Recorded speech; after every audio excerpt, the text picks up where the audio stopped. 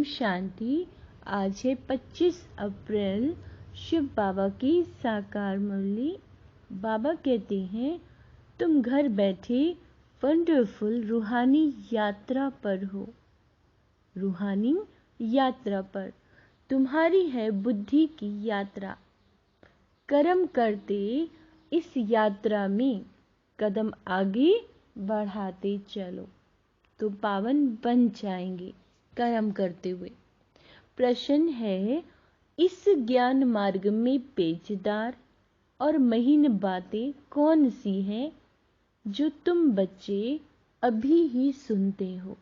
उत्तर है, तुम जानते हो हम सभी मेल अथवा फीमेल एक शिव परमात्मा की सजनिया आत्माएं हैं। साजन है एक परमात्मा। फिर जिस्म के हिसाब से हम शिव बाबा के पोत्रे और पोत्रियां हैं। हमारा उनकी प्रॉपर्टी पर पूरा हक लगता है। हम 21 जन्म के लिए सदा सुख की प्रॉपर्टी दादी से लेते हैं। यह है पेचदार बातें। क्या है ये? पेचदार बातें। गीत है, हमारे तीर्थ न्यारे हैं। ओम शांति। जिस्मानी यात्रा और रूहानी यात्रा पर यह गीत बनाया है भक्ति मार्ग वालों ने, जो पास्ट में हो गया और उसका गायन करते हैं। जो भी मनुष्य मात्र है उन सभी को जिस्मानी यात्रा का तो पता है। देखते हैं जन्म जन्मांतर से चक्र लगाते आए हैं। बाबा कहते हैं, उन्हों की बुद्धि में बद्रीनाथ, श्रीनाथ आदि ही याद रहता है। तुम बच्चों को भी यह जिस्मानी यात्रा आदि याद थी और अभी भी याद है। तुमने यात्राएं जन्म जन्मांतर की हैं। बाबा कहते हैं, अब तुम बच्चों की बुद्धि में रूहानी यात्रा का ज्ञान है। मनुष्यों की बुद्धि योग है स्थूल जिस्मानी यात्रा तरफ। किस तरफ है? स्थूल जिस्मानी यात्रा तरफ। बाबा कहते हैं, तुम्हारा जो बुद्धि योग है वो रूहानी यात्रा की तरफ है। रात दिन का फर्क है। अभी तुम रूहानी यात्रा तरफ कदम बढ़ा रहे हो। यह वंडरफुल यात्रा घर बैठे करते हो। कोई समझ सकेंगे इस यात्रा को। जब धंधे धोरी आदि में लग जाते हैं तो इतनी याद नहीं रहती, परंतु जब विचार सागर मंथन करने बैठेंगे तो अच्छी रीति याद आएगी। हम यात्रा पर हैं, नॉलेज बड़ी सहज है। बाबा ने क्या कहा? नॉलेज बड़ी सहज है। बच्चे समझते भी हैं बरोबर। पतित पावन बाप क्या करते होंगे? पावन बनाने के लिए जरूर यात्रा होगी। वह है स्वीट निर्वाण धाम, जिसको सभी भक्त याद करते हैं। यह किसी को मालूम नहीं कि भगवान को हमारे पास आना है, वह हमको भगवान के पास जाना है। समझते हैं हमारा गुरु अथवा हमारा बड़ा निर्वाण धाम अथवा हमारी निराकारी वतन चला गया। अच्छा, फिर वहां क्या किया? जाकर बैठ गया? क्या हुआ? वह कुछ भी पता नहीं है। सिर्फ कह देते हैं, देते पार निवारण गया है। क्या कह देते हैं? पार निवारण गया।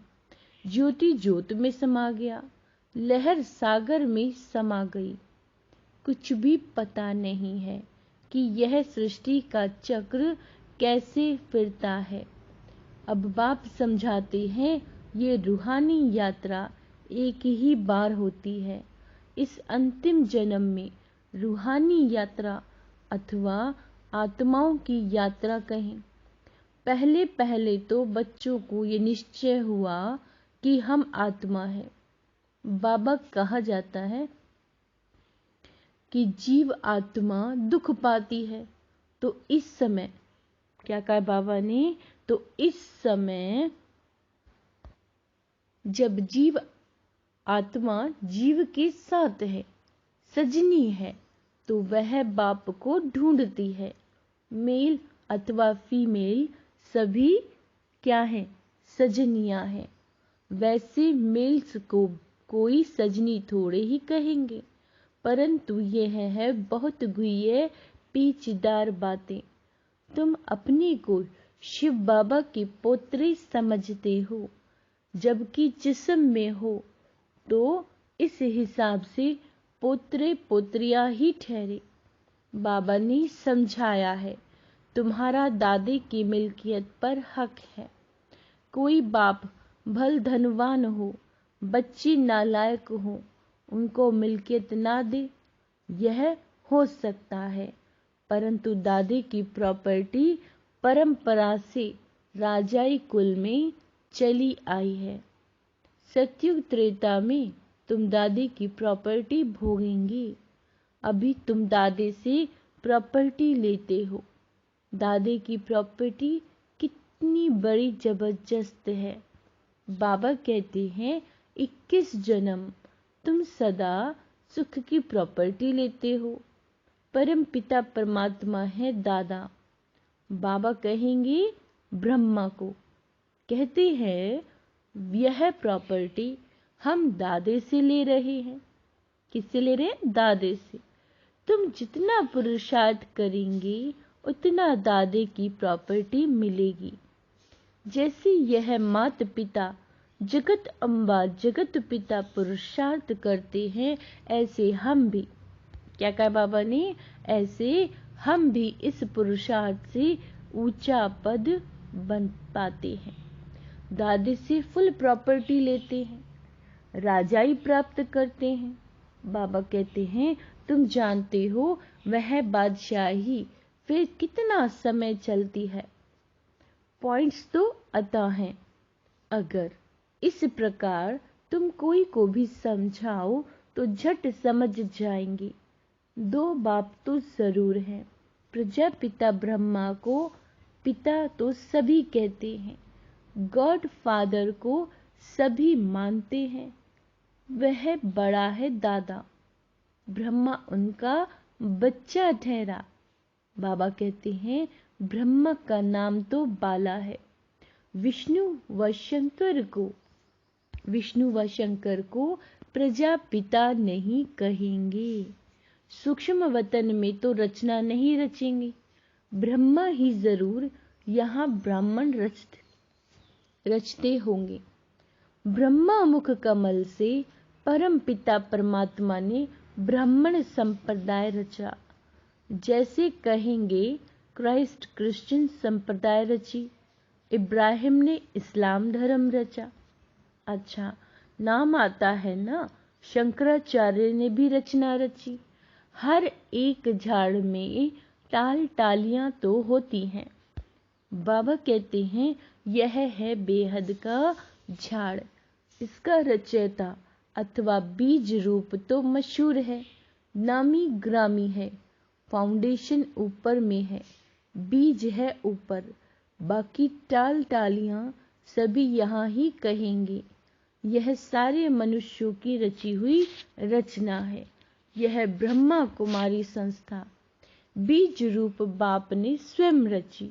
जो बीज रूप परम पिता परमात्मा ऊपर में रहते हैं, ऐसे नहीं सभी टाल टालियों का बीज रूप ऊपर में है। ये बड़ी महीन बातें हैं। परम पिता परमात्मा को हमेशा ऊपर में याद किया जाता है। क्राइस्ट को ऊपर में याद नहीं करेंगे। क्या कहा बाबा ने? क्राइस्ट को ऊपर में याद नहीं करेंगे। परम पिता परमात्मा का नाम, रूप, देश, काल तो एक ही है, वह कभी भी बदलता नहीं। तो यह बाप बैठ के अच्छी रीति समझाते हैं। बाबा कहते हैं तुम बच्चे जानते हो हम अब पतित से पावन बन रहे हैं। सदैव एक रस नहीं रहते। पहले 16 कला संपूर्ण होते हैं, फिर 14 कला, फिर कलाएं कम होती जाती हैं। सतयुग के बाद फिर हम नीचे आते रहते हैं। इस समय हम बिल्कुल ऊपर जाते हैं। यह हुआ ऊपर जाने का रास्ता, वह हुआ नीचे आने का रास्ता। इसकी महिमा बहुत भारी है। पतित पावन एक है, याद भी सभी एक को ही करते हैं, परंतु पूरा नहीं जानने के कारण देहधारियों को याद कर लेते हैं, क्योंकि इस बात में भूले हुए हैं कि पतित पावन कौन है। जरूर एक को ही कहना पड़े, सिवाय तुम बच्चों की और कोई की बुद्धि में आ नहीं सकता। बाबा कहते हैं तुम्हारे में भी नंबर वार है। अब तुम समझते हो हम दादी के पोतरे हैं और बाबा के घर में बैठे हैं। यहाँ दादा भी मौजूद है। बाबा कहते हैं अवतार भी जरूर यहाँ ही लेना है। तुम कहेंगे यहाँ हमारा दादा हमको पढ़ाते हैं, वह परम धाम से आते हैं। वह हमारा दादा है रूहानी, और सब जिस्मानी दादे होते हैं। तो दादा कहते खुशी में एकदम उछल पड़ना चाहिए। क्या करना चाहिए? खुशी में एकदम उछल पड़ना चाहिए। भले राजे रजवाड़े बहुत साहूकार हैं, परंतु वह दादा हमको क्या देते हैं? स्वर्ग की बादशाही। यह बातें अभी तुम समझते हो। सतयुग में फिर ये बातें भूल जाती हैं।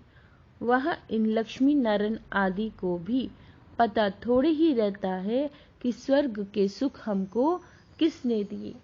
अगर यह समझे तो फिर यह भी समझे कि इनसे पहले हम कौन थे।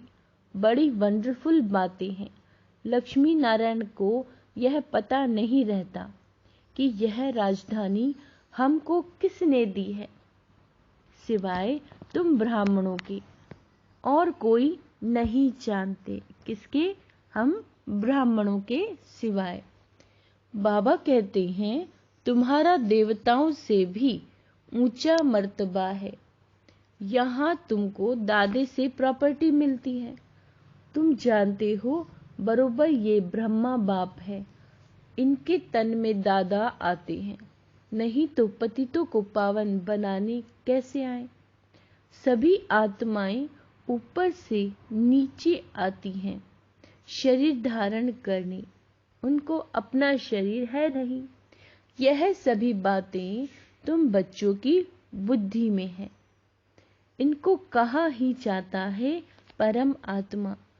इसका मतलब यह नहीं कि परमात्मा कोई बड़ा है, आत्मा छोटी है। परमात्मा और आत्मा में कोई फर्क नहीं है। ऐसे नहीं परमात्मा कोई छोटा बड़ा होगा। बाप कहते हैं मैं कितना साधारण हूँ, मेरी महिमा बहुत बड़ी है। क्यों? क्योंकि सभी को आकर पतितों से पावन बनाता हूँ। हूँ मैं भी आत्मा। क्या कहा बाबा ने? हूँ मैं भी आत्मा। मेरे में जो नॉलेज है वो मैं तुमको देता हूँ। ऐसे नहीं आत्मा कोई छोटी बड़ी होती है। आत्मा में नॉलेज न होने के कारण वह मैली हो जाती है, मुरझा जाती है, दीवा बुझ जाता है। फिर उसमें ज्ञान घृत पड़ने से दीवा जगता है। बाकी आत्मा क्या है? ऐसे नहीं कोई आग है। आत्मा ऐसे ही शीतल है जैसे परमात्मा शीतल। वह है ही सभी को शीतल करने वाला। गाया भी जाता है शीतल जिनके अंग, इनके अंग शीतल हो जाते हैं इनकी प्रवेशता से। जिसमें प्रवेश करते हैं उनको भी कितना शीतल बनाते हैं। बाबा कहते तुम जानते हो बाबा कितना शीतल है। शीतल और तत्तल है ना, तत्तल गरम। वह काम चिता पर जल मरे हैं।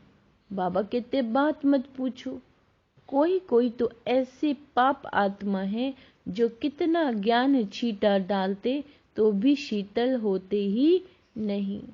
कितनी मेहनत करनी पड़ती है एक एक के ऊपर। बाबा पूछते हैं तुम शीतल बने? सन्यासी उदासी थोड़े ही कभी ऐसे पूछते हैं। माया ही सबको पतित बना देती है। काम चिता पर जलते रहते हैं। तो तुम बच्चे जानते हो कि प्रजापिता ब्रह्मा के हम बच्चे हैं। शिव बाबा दादा से वर्षा मिलना चाहिए ना। एक बाबा एक दादा, उनसे प्रॉपर्टी अनेक बच्चों को मिलती है। और कोई भी मनुष्य को प्रजापिता नहीं कहेंगे। शिव बाबा आत्माओं का पिता तो है ही। अभी तुम बच्चे जबकि सम्मुख बैठे हो तो जानते हो हम शिव बाबा के साथ बैठे हैं। वह हमारा दादा है। क्या है वो? हमारा दादा है, स्वर्ग का रचयिता है। उनसे हम राजयोग सीख रहे हैं। दादे से हमको स्वर्ग की मिल्कियत मिलती है, जो फिर हम 21 जन्म कभी कंगाल नहीं बनेंगे। तुम बहुत साहूकार बनते हो। जो तुम पूज्य देवी देवता थे वही फिर पुजारी बनते हो। तुम जानते हो हम बाबा से वर्षा लेते हैं। 21 जन्म सुख भोगेंगे। कितनी बार वर्षा लिया और गवाया है। परसों वर्षा लिया था, कल गवाया, फिर आज लेते हैं, कल फिर गवा देंगे। यह बातें तुम अभी जानते हो। इस समय नॉलेजफुल ज्ञान सागर बाप से तुम भी मास्टर ज्ञान सागर बनते हो। नॉलेज मिलती है। बाकी ऐसे नहीं कि कोई तेजोमय बिजली बन जाते हो। बाबा कहते ये सारी बड़ाई है। जैसे श्री कृष्ण की बड़ाई की जाती है, वह जन्मता है तो सारे घर में रोशनी रोशनी हो जाती है। अब उस समय तो था ही स्वर्ग, दिन रोशनी। बाबा कहते हैं उस समय था ही स्वर्ग, दिन रोशनी तो थी ही। बाकी ऐसे थोड़े कि कोई लाइट निकलेगी। यह भी सिर्फ महिमा की जाती है। वैसे ही परम पिता परमात्मा भी परम आत्मा क्या है? परम आत्मा है। बाकी महिमा सारी कर्तव्य पर निकलती है। महिमा तो बहुतों की निकली हुई है। बाबा कहते हैं, मनुष्य कहते हैं फलाना मरा स्वर्ग पधारा। तो स्वर्ग क्या ऊपर में है? बाबा पूछ रहे हैं। दिलवाड़ा मंदिर में भी छत में बैकुंठ दिखाते हैं, नीचे में है आदि देव आदि देवी, जगत पिता जगत अम्बा। तो जरूर यह नीचे नरक में बैठे हैं। स्वर्ग में जाने लिए राजयोग सीख रहे हैं। यह तुम बच्चे जानते हो। हूबहू एक्यूरेट यादगार है। हम भी यहाँ आकर बैठे हैं। कितनी वंडरफुल बातें हैं। बच्चे आकर दादा के बने तो वह खुशी का पारा चढ़ना चाहिए। हम पावन दुनिया के मालिक बनते हैं।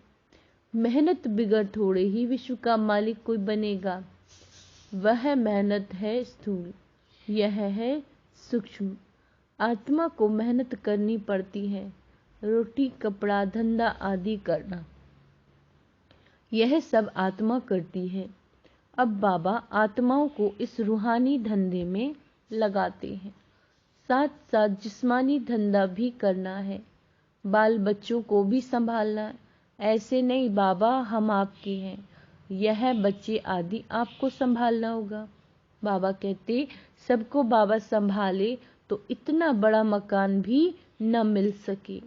दिल्ली के किले जितने करोड़ों किले हों, क्या कहा बाबा ने, जो दिल्ली के जो किले हैं जितने सैकड़ों किले हों तो भी इतने बच्चों को कहाँ रखेंगे? हो नहीं सकता। फिर तो इस मकान की कोई ताकत नहीं, कायदा नहीं। गृहस्थ व्यवहार में रहते हुए अपना पुरुषार्थ करो। इतने सब बच्चे यहाँ आ जाएं तो चल कैसे सकें। बाबा कहते मुझे याद करो। दादी से क्या मिलता है? अखुट खजाना मिलता है। बाबा कहता कितनी खुशी की बात है। टाइम कोई जायज़ती नहीं है। गाया जाता है राम गयो रावण गयो। आगे साक्षात्कार होता रहेगा कि इसके बाद क्या होना संभव है। क्या साक्षात्कार होगा कि इसके बाद क्या होना संभव है। अपने घर के नज़दीक पहुंचते हैं तो वह झाड़ आदि देखने में आएंगे। तुम भी नज़दीक होते जाएंगे तो समझेंगे अब क्या क्या होगा। बाबा ज्ञान भी देता रहेगा। अच्छा, मीठे मीठे सिक्की लदे बच्चों प्रति माता पिता बाप दादा का याद प्यार और गुड मॉर्निंग। रूहानी बाप की रूहानी बच्चों को नमस्ते। हम रूहानी बच्चों की रूहानी बाप दादा को याद प्यार गुड मॉर्निंग नमस्ते मीठे बाबा, शुक्रिया बाबा, शुक्रिया। धारणा के लिए मुख्य सार। बाप समान शीतल बन ज्ञान छीटा डाल। बाप समान शीतल बन ज्ञान छीटा डाल। मनुष्य आत्माओं को शीतल बनने की सेवा करनी है। दादी की मिल्कियत को याद कर अपार खुशी में रहना है। बाबा कहते हैं रूहानी धंधा कर विश्व की बादशाही लेनी है। वरदान है समीप संबंध और सर्व प्राप्ति द्वारा सहज योगी बनने वाले सर्व सिद्धि स्वरूप भव। जो बच्चे सदा समीप संबंध में रहते हैं और सर्व प्राप्तियों का अनुभव करते हैं उन्हें सहज योग का अनुभव होता है। वे सदा यही अनुभव करते हैं कि मैं हूँ ही बाप का। उन्हें याद दिलाना नहीं पड़ता कि मैं आत्मा हूँ, मैं बाप का बच्चा हूँ, लेकिन सदा इसी नशे में प्राप्ति स्वरूप अनुभव करती। सदा श्रेष्ठ उमंग उत्साह और खुशी में एक रस रहते मैं इसीलिए सर्व सिद्धि स्वरूप बन जाते हैं। कैसे बन जाते हैं? सदा उमंग उत्साह में रहते हैं, खुशी में एक रस रहते हैं, इसीलिए वो क्या बन जाते हैं? सिद्धि स्वरूप बन जाते हैं। बाबा कहते हैं स्लोगन में रूहानी शान में रहने वाले, जो रूहानी शान में रहते हैं कभी हद के मान शान में नहीं आ सकते, जो रूहानी नशे में रहते हैं। अच्छा, ओम शांति।